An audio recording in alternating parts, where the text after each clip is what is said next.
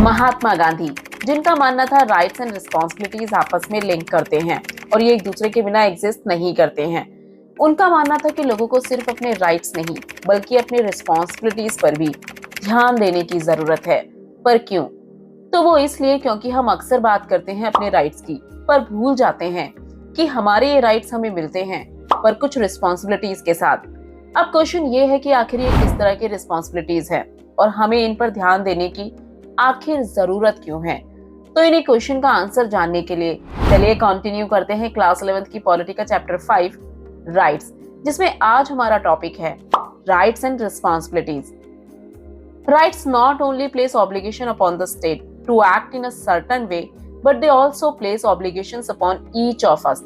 Means हम पहले भी जान चुके हैं कि हमारे राइट्स स्टेट के ऊपर सर्टेन वे में एक्ट करने की ऑब्लिगेशंस डालते हैं कि स्टेट को लॉज या पॉलिसीज को बनाते टाइम क्या करना है और क्या नहीं। बट यहाँ ध्यान देने वाली बात यह है कि हमारे ये राइट केवल स्टेट नहीं बल्कि हमारे ऊपर भी ऑब्लिगेशंस लगाते हैं। पर कैसे? Firstly they compel us to think not just of our own personal needs and interests, but to defend something as being good for all of us. Means जब हम एक्सरसाइज करते हैं अपने राइट्स को तो हमारी रिस्पॉन्सिबिलिटीज है कि हम केवल अपनी पर्सनल नीड्स या इंटरेस्ट के बारे में ना सोचें, बट ऐसी चीजों को भी प्रोटेक्ट करें जो हम सभी के लिए सही या जरूरी हो सकती हैं, जैसे कि protect ozone layer, minimising air and water pollution, maintaining the green cover by planting new trees and preventing cutting down of forests, maintaining the ecological balance, mainly ozone layer को प्रोटेक्ट करना, पॉल्यूशन को कम करना, forest को बचाना या ecological balance को बनाए रखना। ये वो सभी चीजें हैं जो हम सभी के लिए जरूरी समझी जाती हैं। ये रिप्रेजेंट करती हैं कॉमन गुड को, मीन्स जिसमें हम सबकी भलाई है। इन्हें प्रोटेक्ट करना ना केवल हमारे लिए जरूरी है बट जरूरी है फ्यूचर जनरेशन यानी आगे आने वाली पीढ़ी के लिए भी, जिससे आगे आने वाली जनरेशन को भी सेफ और क्लीन इन्वायरमेंट या वर्ल्ड प्रोवाइड हो सके, और ऐसा करना रिस्पॉन्सिबिलिटी है हमारी। Secondly they require that I respect the right of others. Means rights हमसे ये भी डिमांड करते हैं कि मैं दूसरों के राइट्स को भी रेस्पेक्ट करूं। जैसे कि अगर मैं कहता हूं कि मुझे अपने व्यूज को एक्सप्रेस करने का अधिकार मिलना चाहिए, तो मुझे दूसरों को भी ये राइट देना होगा जिससे दूसरा पर्सन भी अपने ओपिनियंस को फ्रीली एक्सप्रेस कर सके। इसके अलावा अगर मैं चाहता हूँ कि मेरी चॉइसेस में कोई दखल अंदाजी ना करे, जैसे कि मैं कौन से कपड़े पहनूं, कौन सा म्यूजिक सुनूं, तो इसी तरह जरूरी है मैं दूसरों की चॉइसेस में भी इंटरफेरेंस ना करूं। मींस जैसी फ्रीडम मैं खुद के लिए चाहता हूँ वैसी ही फ्रीडम मैं दूसरों को भी दूं, जैसे कि वो किस तरह के कपड़े पहनना चाहते हैं, किस तरह का म्यूजिक सुनना चाहते हैं, उसमें इंटरफेरेंस ना करूं। बट इसके साथ साथ मेरी और क्या रिस्पॉन्सिबिलिटीज हैं? तो मैं अपने फ्री स्पीच के राइट को भीड़ को भड़काकर अपने नेबर को मारने के लिए यूज नहीं कर सकता हूँ, क्योंकि अपने राइट को यूज करते टाइम मुझे ये भी याद रखना होगा कि किसी दूसरे व्यक्ति के राइट को ना छीना जाए। My rights are in other words limited by the principle of equal and same rights for all. Means मेरे राइट्स लिमिटेड होते हैं और ये लिमिटेशन वहीं तक होती है जहां किसी दूसरे के राइट शुरू होते हैं। इसका मतलब है मैं अपने राइट का यूज करते टाइम दूसरे के राइट्स को वायलेट नहीं कर सकता हूँ। Thirdly we must balance our rights when they come into conflict. Means जब हमारे अधिकार एक दूसरे से टकराते हैं तो ऐसे में जरूरी है उनका सही बैलेंस बनाए रखना। एग्जाम्पल के लिए मेरे पास राइट है फ्रीडम ऑफ एक्सप्रेशन, मीन्स मैं अपने ओपिनियंस को एक्सप्रेस कर सकता हूँ और मेरा ये राइट मुझे अलाउ करता है कि मैं पिक्चर्स या वीडियोस भी ले सकता हूँ। अब मेरे इस राइट की कुछ लिमिटेशंस तो होंगी, क्योंकि क्या मैं किसी की भी कैसी भी सिचुएशन में पिक्चर्स ले सकता हूँ? तो आंसर है नहीं।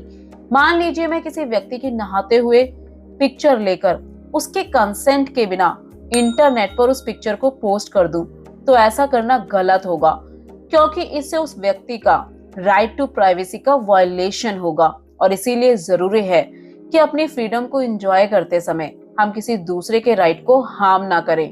Fourthly citizens must be vigilant about limitations which may be placed on their rights.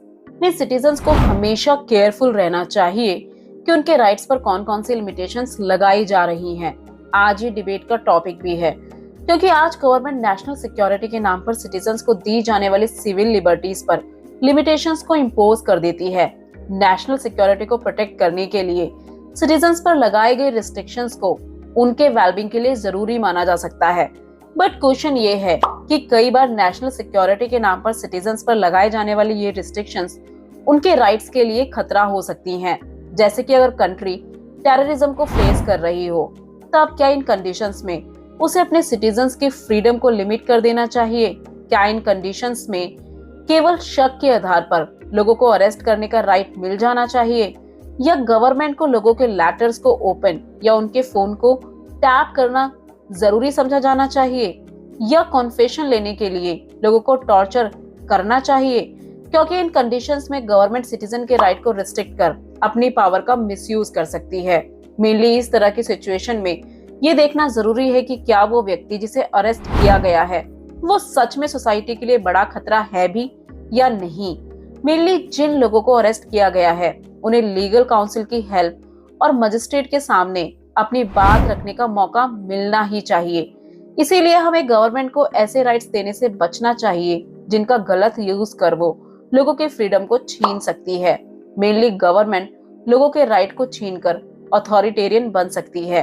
Hence, even though rights can never be absolute, we need to be vigilant in protecting our rights and those of others, for they form the basis of a democratic society. Means हम जान चुके हैं कि हमारे ये rights absolute नहीं है, इनकी कुछ लिमिटेशंस होती हैं, फिर भी हमें अपने और दूसरे के राइट को प्रोटेक्ट करने के लिए हमेशा सतर्क रहना चाहिए। और ये भी एक हमारी रिस्पॉन्सिबिलिटी है, क्योंकि यही डेमोक्रेसी की असली ताकत होती है। तो ये था हमारा इस चैप्टर का last topic, rights and responsibilities.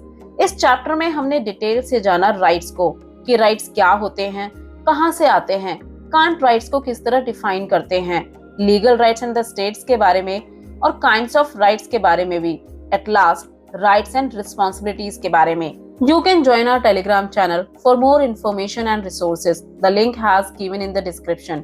Hope you like this video. For more videos, do like, share, and don't forget to subscribe our channel.